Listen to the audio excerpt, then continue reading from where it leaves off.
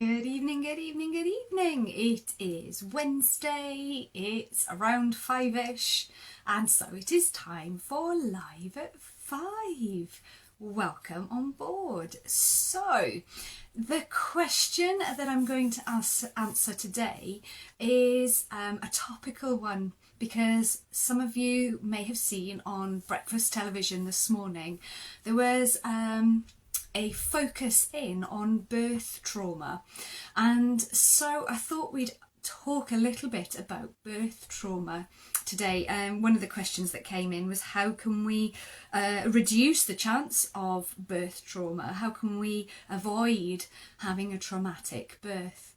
So for those of you who didn't see the television thing this morning, there was an interview with a mum who'd had a traumatic birth, and the Birth Trauma Association, I think that's what it, or the Alliance, and they were talking about the fact that in the UK at the moment, it's estimated that 1 in 3 women or birthing people experience birth trauma at the moment, and that's people who report it, talk about it. So it could be that that number is even higher. It was also talking about PTSD, so post-traumatic stress disorder, and it's estimated between 4 and 5% of women and birthing people experience that, and postnatal depression, anxiety. So there's lots of different things that are tied up with this idea, this the classification of birth trauma. Now, the thing that always strikes me when we see articles about this, people talking about it, is that it's always sort of put down to the mode of birth. So this morning on the television, when they were doing their introduction, they were talking about, traumatic births, including caesareans, forceps, ventouse, hemorrhaging, long labours. And these are things that are sort of blamed for birth trauma. But something that I have witnessed, heard, experienced when I'm talking to mums, birthing people, families who've been traumatised by birth, it's not necessarily how baby is born that is the traumatic part.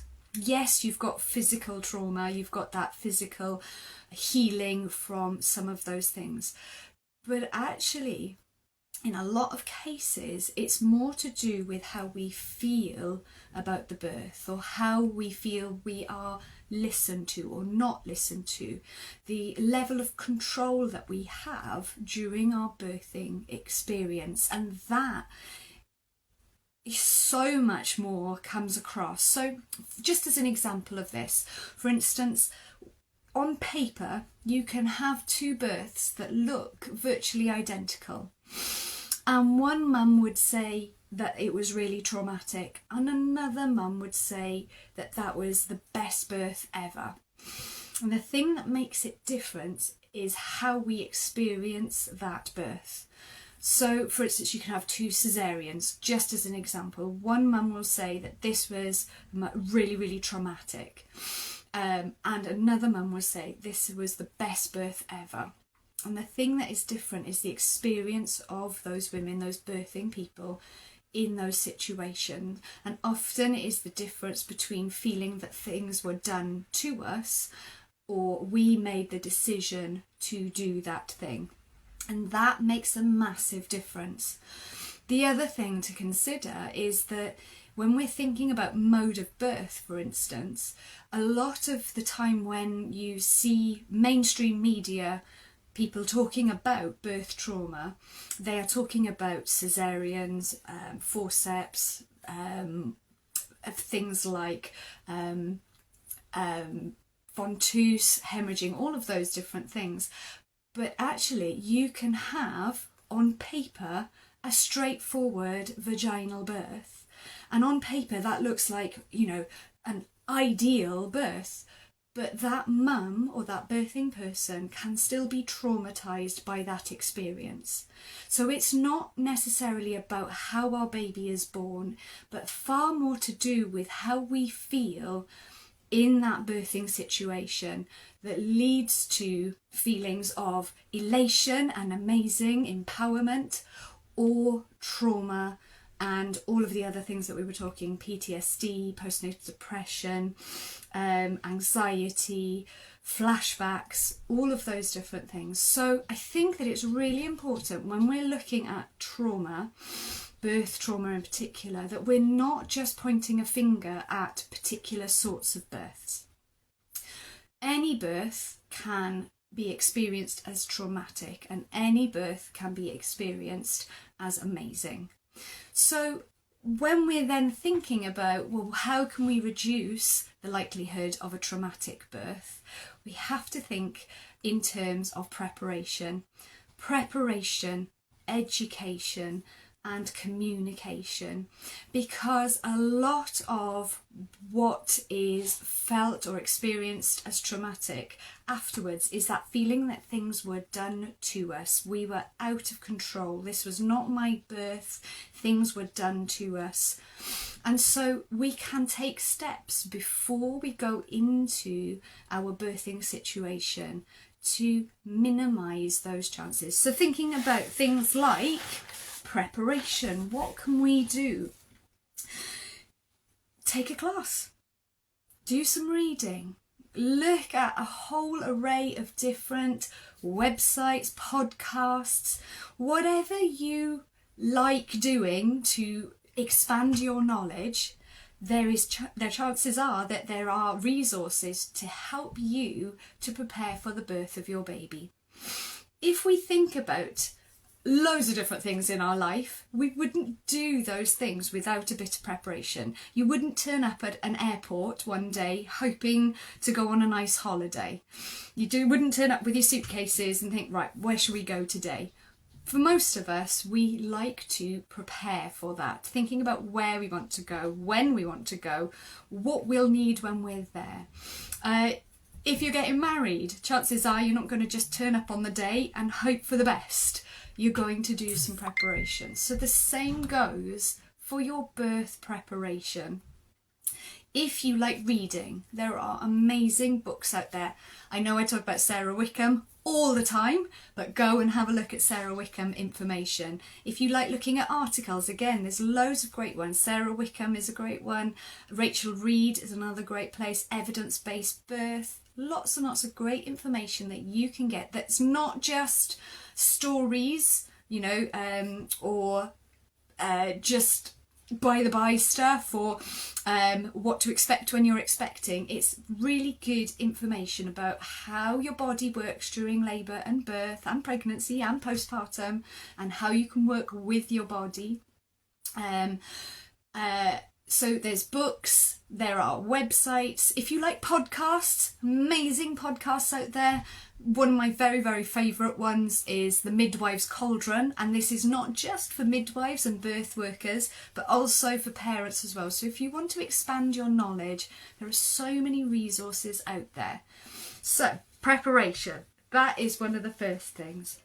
Education, so reading, podcasts, information, fantastic, but actually having a guide through those things, somebody who's been there, somebody who knows the system, somebody who knows the information and how to support you with the preparation that you're doing, is even better. So yes, there's lots and lots of great free resources out there as well, but having somebody to help you, to guide you, to support you. If you're deciding to do that, it's really important that you find somebody that's going to work with you. So once you've done a bit of preparation and maybe you're thinking, this is the sort of birth that I would like to have, whatever birth that might be, looking for educators who are going to be able to support you with that sort of birth. And so getting to know the people that you might want as your educators is a really good idea. So, if you've got an opportunity to have a chat with them first, You can find out if you're on the same page, if you've got the same energy, if they have got the same ideas. You can find out how well they know the system in your area or the sort of birth that you are hoping to have. So it's almost a bit like an interview process, but don't just jump into the first thing that you find. Have a think about who is going to be best to support you in the birth that you want.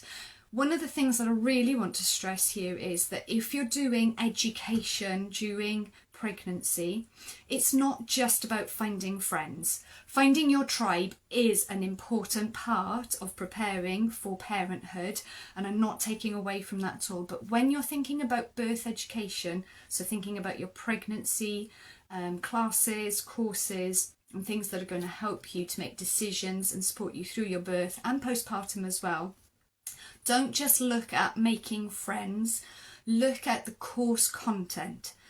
Does it cover everything antenatally that's going to be useful for you? What is the mindset of the person that is teaching you? Are they there to push you through that conveyor belt of care? Are they there to support you in your individual choices? Or are they there to sort of facilitate friendship groups? All of those have their own place, but what works for you? So thinking about those questions as well. And then the last one, communication. Communication is so important. You need to ask questions. You don't know what you don't know. You know, we can't ask questions if we are not sure what options are out there. What questions can we ask? So this is where your preparation and the education are really important, because they'll give you a foundation for what it is that you need to be asking. So your pregnancy, your labour, your birth is yours. It is, you are the only person who's going to experience it in that way. And so asking the questions that are right for you are really important. Having the confidence to ask the questions that are right for you is really, really important. This morning I actually had a quote from an NHS midwife. I just want to read this very quickly for you, just so that you understand when I'm talking about asking questions and preparation. It says, "From my experience of working as a midwife in the NHS, I have seen firsthand the flaws of the system that women find themselves in today, and how so often they are swept away in the conveyor belt of care, subject to the cascade of intervention, without so much as a simple why.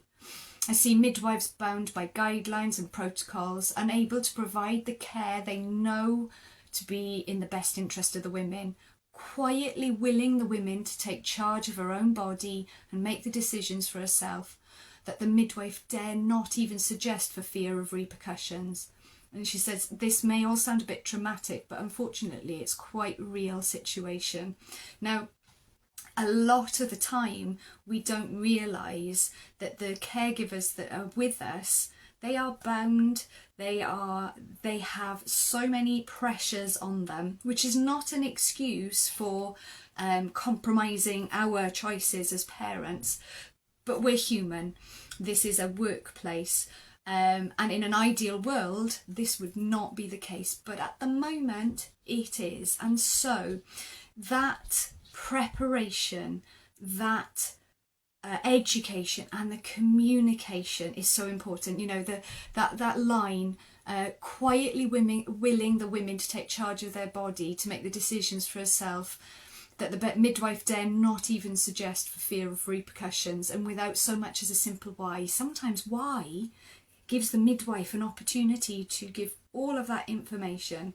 In an ideal world, the midwives would be giving us all of this information on an individual, and in some areas that is happening, but not everywhere. So it is our responsibility as parents, when we're pregnant, to do that preparation, get that education, to ask those questions, to have the communication, so that we can have a really positive birthing experience. and avoid a lot of that trauma that does come off the back of a birthing experience, where we don't feel in control, where we don't feel listened to, where we don't feel supported, that we feel like things are being done to us, not making those decisions. So asking questions. The thing that I talk about every single time that I do these videos is brains, you know, thinking about benefits and risks, thinking about alternatives. If you've got that brains in your mind, you can be asking those questions. You don't have to remember complex questions, but you can ask for information along that pathway. So with those three things, preparation, education, communication, we can reduce some of the main culprits of birth trauma. Obviously it's not going to eradicate it all, but if we've got some of that information before we're going into our birthing situation, then we can take more control, take more autonomy, and have a better birthing experience. Now, one of the other things that I have noticed over the years is not just mums and birthing people experiencing birth trauma, but it's also partners and also our healthcare providers as well. But I'm not going to go into that today. But our partners, often for our partners, it is a really traumatic experience because they feel helpless, they feel out of control, out of their depth, powerless to do anything. And this is where the education is so important for our partners as well. Because if our partners know what's happening physiologically, mentally during pregnancy, labour and birth, if they know how the system works, they have confidence to be able to ask those questions as well, then they're in a much better position to be able to be an advocate and to have that feeling of, yes, I'm having an active role in this, and not just being sort of a bystander who has to witness these things being done to their loved one. And so this is, again, it's not just education for mum or the birthing person, but also for their partners or whoever's going to be with them for the labour and the birth. And it is so important. We need space when we are giving birth to go inwards. You know, if you've ever watched any of my videos about the hormones that are at work, the physiology of birth, the environment that we need to detach our neocortex, we need to come away from the thinking, analysing part of our brain. We need to let the subconscious take over and our body do what it needs to do. For us to be in a space that we can do that, it's really helpful if we've got birth attendants who are able to protect that space so that we can do that, so we don't have to be thinking and talking and questioning when we're in labour. We do all of that beforehand, but having a birth partner who knows about the system, about how our bodies work, and having that ability to have the preparation, the education and the communication skills means that they are less likely to experience birth trauma as well.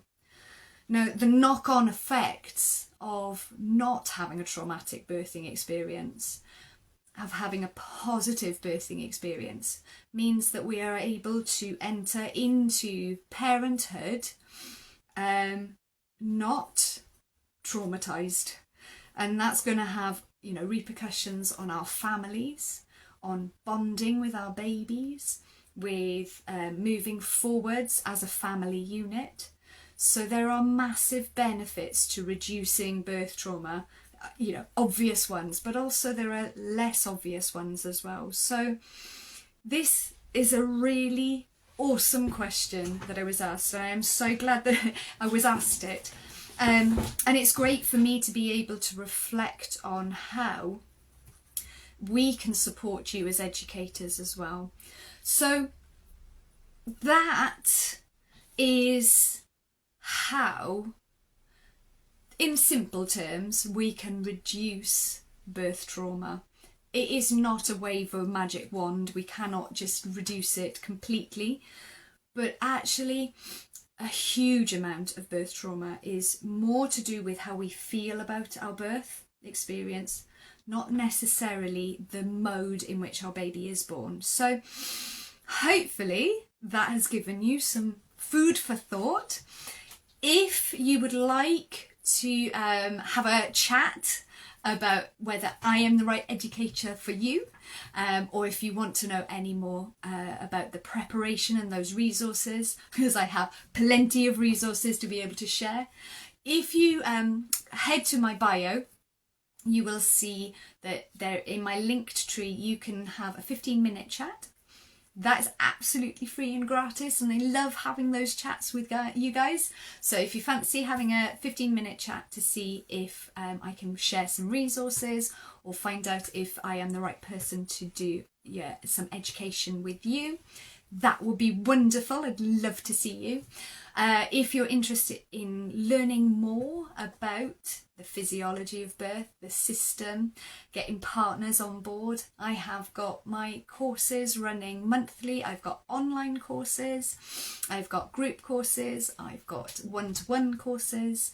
If you are in South Wales, I also have face-to-face classes starting up, and one-to-ones face-to-face as well.